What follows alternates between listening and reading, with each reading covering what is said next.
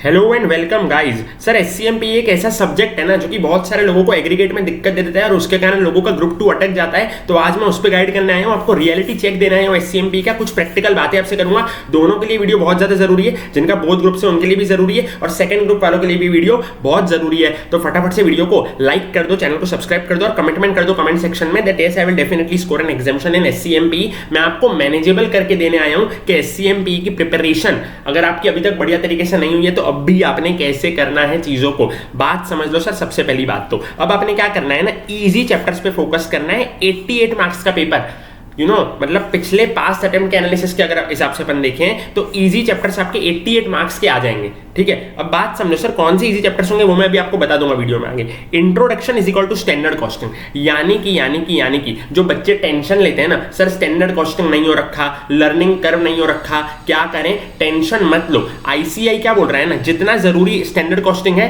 Same उतना ही जरूरी introduction वाला चैप्टर है। यानी कि इंट्रोडक्शन वाला चैप्टर भी बहुत ज्यादा इंपॉर्टेंट है। स्टैंडर्ड कॉस्टिंग आपका नहीं हुआ है ना तो आपने जरा भी टेंशन लेने की जरूरत नहीं है। स्मॉल चैप्टर्स को आपने इग्नोर जरा भी नहीं करना है। एससीएमपी में ये स्मॉल चैप्टर्स बहुत ज्यादा जरूरी है। सर आपकी प्रॉब्लम क्या है ना सर, आप बिग चैप्टर्स के पीछे भाग रहे हो। जो आज बंदे लॉ का पेपर देके आए ना, मेरे को पता है वो लोग क्या करेंगे। बोलेंगे चलो मैं डिसीजन मेकिंग से शुरू करता हूं, परफॉर्मेंस मेजरमेंट से शुरू करता हूं, और आज वो लोग सोचेंगे कि मैं सारा मटेरियल कवर करता हूं। यानी मैं क्या करता हूं ना, मैं मॉड्यूल के क्वेश्चंस भी कवर कर लेता हूं, मैं मेरे थ्योरी नोट्स भी कवर कर लेता हूं, मैं केस स्टडी डाइजेस्ट भी टोटल कंप्लीट कर लेता हूं। ऐसे करके कल दोपहर तक वो लोग जैसे तैसे 2-3 चैप्टर्स कर पाएंगे और उसके बाद डिमोटिवेट हो जाएंगे, क्योंकि सर 11 चैप्टर्स में से मेरे 2-3 चैप्टर्स ही हुए। तो ये गलती आपने नहीं कर देनी है सर। आज से ही आपने क्या करना है सर, जो मैं बोल रहा हूं वो फॉलो करो। अगर आपका अच्छे से नहीं हो रखा, आपके पास अगर दूसरा प्लान है जिसमें आपका अच्छे से कवर हो रखा है, सब कुछ कवर हो रखा है, तो वो आप जाके फॉलो करो। लेकिन अगर आपका नहीं हो रखा, मैं क्या बोल रहा हूं, क्या करो, मॉड्यूल पे फोकस करो अभी और थ्योरी नोट्स पे फोकस करो। केस स्टडी डाइजेस्ट आपका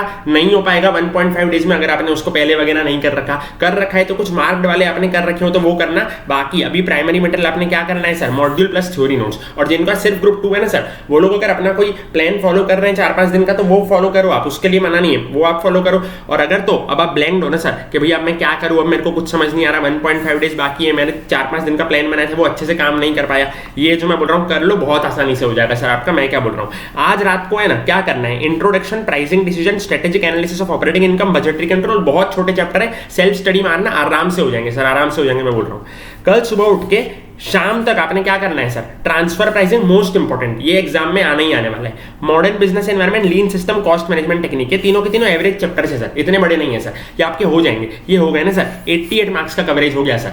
मैं क्या बोल रहा हूं, आपने बड़े चैप्टर्स को अभी तक छुआ भी नहीं है। Performance measurement, decision making, learning कर, स्टैंडर्ड कॉस्टिंग के बिना ही आपका 88 मार्क्स का हो जाएगा। अब 88 में से आप 40 तो ला सकते हो ना सर, 50% भी नहीं है 88 का, मतलब 88 का 50% कितना है सर, 44। तो मैं बोल रहा हूँ खाली 40 लाना है, 50% भी नहीं लाना है आपको, तो आराम से हो जाएगा सर। उसके बाद कल शाम आएगी ना परफॉर्मेंस मेजरमेंट, डिसीजन मेकिंग, ये कर लेना आप। और एग्जाम वाले दिन पे सुबह पे स्टैंडर्ड कॉस्टिंग, लर्निंग कर पहले हो रखा हो तो ही करना, नहीं तो सिर्फ थ्योरी नोट्स आपने वापस से रिवाइज करके जाने हैं सर, मॉड्यूल के क्वेश्चंस ही करने हैं। लेकिन जिन लोग का अपना कोई प्लान चल रहा है ऑलरेडी, या उन लोगों ने केस स्टडी डाइजेस्ट पहले कर रखी है, तो उसके भी सिर्फ मार्क्ड करना है आपको, क्योंकि आज आप क्या है सब कुछ करने जाओगे ना। क्योंकि देखो इसमें कैसा है ना, एससीएमपी में पेन पॉइंट क्या है मैं आपको बताता हूं, आंसर तो छोटे हैं मतलब एज कंपेयर टू क्वेश्चंस, लेकिन जो केस स्टडी के क्वेश्चंस है ना वो क्वेश्चंस ही इतने बड़े बड़े कि क्वेश्चंस पढ़ने में टाइम जाता है। तो आपने वो नहीं देखना है अभी एंड टाइम पे, और जिसने कर रखा है पहले उनको सिर्फ मार्क्ड वाली केस स्टडी डाइजेस्ट के क्वेश्चंस ही देखने हैं। बाकी थ्योरी नोट्स जिंदाबाद, मॉड्यूल जिंदाबाद, और उसके बाद जो होगा देखा जाएगा सर।